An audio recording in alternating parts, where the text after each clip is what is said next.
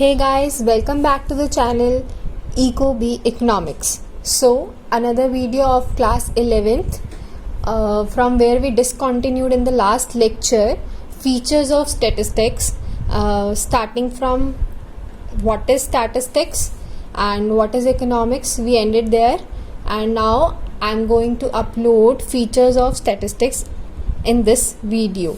So without wasting our time, starting with the first feature of the statistics, that is aggregate of facts. Statistics का बहुत important feature कि जो हमारा statistics है वो aggregate of facts है. It is not a single number which is making statistics. For example, in our school there are 2000 students in class 11th and 12th. It's not statistics, but if I say there are this much students in science stream, there are this much students in commerce stream, so if I classify them so that I can compare in which stream there are more students, then it is called aggregate of facts, so that any conclusion can be made from those facts or any comparison can be made from those facts. So statistics is aggregate of facts. Single number does not make statistics. Only aggregate number of facts should be collected so that we can compare them and conclusions can be drawn from them. So I gave you example. If I say there are 250 students in commerce stream, so this doesn't make statistics. And if I say there are 1000 students total in class 11th and 12th, and there are 250 students in commerce stream, 250 in art stream, and rest 500 in science stream, so I will say now I am able to make a comparison that science stream has highest number of students and arts and commerce have equal number of students, that is 250 and 250. So until and unless I am not able to make any comparison, then it is not statistics. It is aggregate of facts, and single number does not make statistics.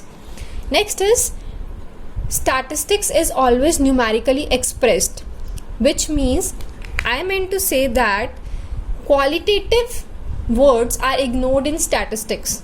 I have given an example here, give me some water. No, some can be different for different person. For me it can be 1/3 of the glass, for some other person it can be half glass of water, and maybe for some other person then it can be a full glass of water. So if I specify give me a glass of water, here I have specified the quantity of the water, that is give me 1 glass of water, then it is called statistics. It means statistics should be numerically expressed. Now let's take another example. Last year I constructed my house. Huge money was involved in constructing that house.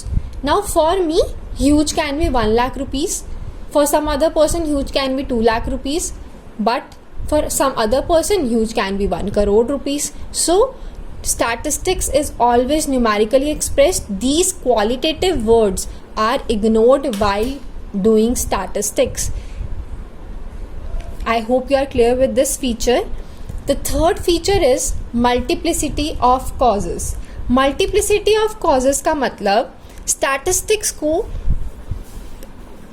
बहुत सारे factors affect करते हैं, सिर्फ single factor नहीं affect करता. जैसे हमने पढ़ा कि स्टैटिस्टिक्स है ही क्या, एग्रीगेट ऑफ फैक्ट्स, तो ऐसे ही जो स्टैटिस्टिक्स है वो मल्टीप्लिसिटी ऑफ कॉजेज है, यानी कि वो बहुत सारे फैक्टर से अफेक्ट होता है, नॉट ओनली सिंगल फैक्टर. तो 30% rise in prices can be due to various factors. There cannot be a single factor that is affecting the price. So when we will do microeconomics, you will read various factors that affect the price of the commodity or price of any good. 30% in rise in price is due to various factors such as reduction in supply, increase in demand, or there may be shortage of some good, so there is rise in price. So number of factors cause increase in price. We can take an example. If I say there is rise in the price of sanitizers during COVID-19 period, so everybody knows that at this point of time sanitizers are highly required by the people, so prices have risen, and there can be shortage of supply of sanitizers, or you may say that demand have increased. So there are various factors due to which the price of sanitizers have increased. Now moving on to the next factor, reasonable accuracy. Reasonable accuracy का मतलब है जब भी हम कुछ data को collect करेंगे, ध्यान रखना, जब भी हम डाटा को कलेक्ट करेंगे तो डाटा के अंदर एक एक्यूरेसी होनी चाहिए. अब एक्यूरेसी का मतलब ये नहीं कि हम डाटा को कहीं से भी कलेक्ट कर रहे हैं. डाटा को हमेशा एक्यूरेट फॉर्म में करेक्ट करना है. For example, if I want to see कि कोविड-19 के केसेस कितने हैं, कोविड-19 के केसेस कितने हैं, तो आई वॉन्ट टू नो कोविड-19 के केसेस कितने हैं. सो कोविड-19 के केसेस को चेक करने का एक रिलायबल सोर्स हो सकता है कि मैं WHO की साइट पर जाकर विजिट करके देखती हूँ कि कोविड-19 के एक्यूरेट केसेस कितने हैं. सो data should have reasonable accuracy, मतलब हम कहीं से भी डाटा कलेक्ट नहीं करेंगे. सो इफ मैं लेमैन लैंग्वेज में बात करूं, आई वॉन्ट टू सी कि कितने लोग मैगी लाइक करते हैं. ये मेरा एक प्रोजेक्ट मिला है मुझे स्कूल से. सो होगा क्या, मैंने अपने आप क्वेश्चनेयर बनाया जिसमें मैंने लोगों से प्रेफरेंस पूछी कि कौन ज़्यादा मैगी खाना पसंद करता है, कौन से ब्रांड की मैगी खाना पसंद करता है. मैंने बहुत सारे क्वेश्चंस फ्रेम किए और अपनी फ्रेंड्स और आसपास के कम्युनिटी पीपल से भरवाने की बजाय मैंने क्या किया, मैम को खुद से फिल करके दे दिया. So this is not accurate data, and accuracy in data will come when I will circulate that questionnaire in my community and among my friends, and then I will collect the data. So I will say that is reasonable accurate data. So accuracy depend करती है कि हमारा purpose of investigation क्या है. अगर मैं seriously किसी चीज़ पे इन्वेस्टिगेट करना चाहती हूँ तो मैं और अच्छे से एक्यूरेटली डाटा को करेक्ट करूँगी. नेचर ऑफ डाटा कैसा है, कलेक्ट करना आसान है, मुश्किल है. सो साइज़ ऑफ द डाटा कैसा है. अगर मुझे बहुत सारा डाटा कलेक्ट करने को कह दो और मुझे बस ऐसे ही करना है उसको कलेक्ट, तो मैं उसको क्यों इतने अच्छे से, like it's little bit impossible to collect such data. So available sources कैसे हैं मेरे पास. So data should be reasonably accurate. ऐसा नहीं कि मैं कुछ भी fill up करके दे रही हूँ. Next comes mutually related and comparable. So next feature is कि हमारा डाटा जो है वो comparable होना चाहिए. जैसे मैंने यहाँ पे एग्जाम्पल लिया, Ram is 40 years old, Rahul is 5 feet tall and Raja has 60 kg of weight. देखो यहाँ पे वेरिएबल था एज, यहाँ पे वेरिएबल था हाइट, यहाँ पे वेरिएबल था weight. So am I able to compare these 3 lines? No.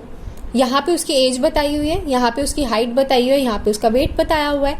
So if यहाँ पे तीनों की एज होती, या फिर यहाँ पे तीनों का हाइट होती, या फिर तीनों का वेट होता, तो I will be able to compare कि अच्छा राम बहुत ज़्यादा हैवी है, राहुल उससे कम है, राजा उससे कम है, या फिर राहुल सबसे लंबा है, राम उससे थोड़ा सा छोटा है, राजा उससे भी छोटा है. सो कंपैरिजन करने के लिए वो कंपेरेबल होने भी चाहिए. क्वालिटी ऑफ कंपैरिजन तभी पॉसिबल होगा जब वो एक जैसे वेरिएबल हमें गिवन होंगे, otherwise it's not possible to compare.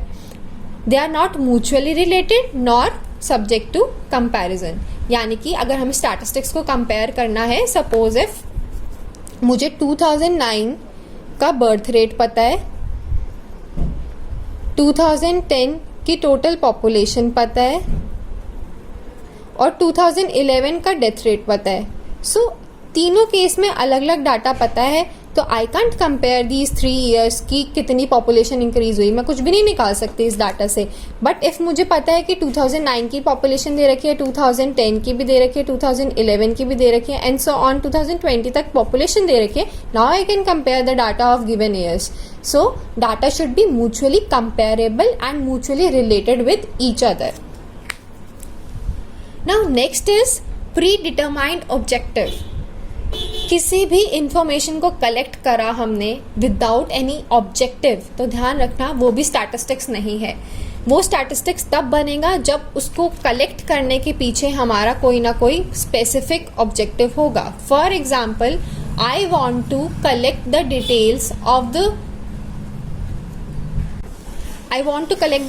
Of the toothpaste company.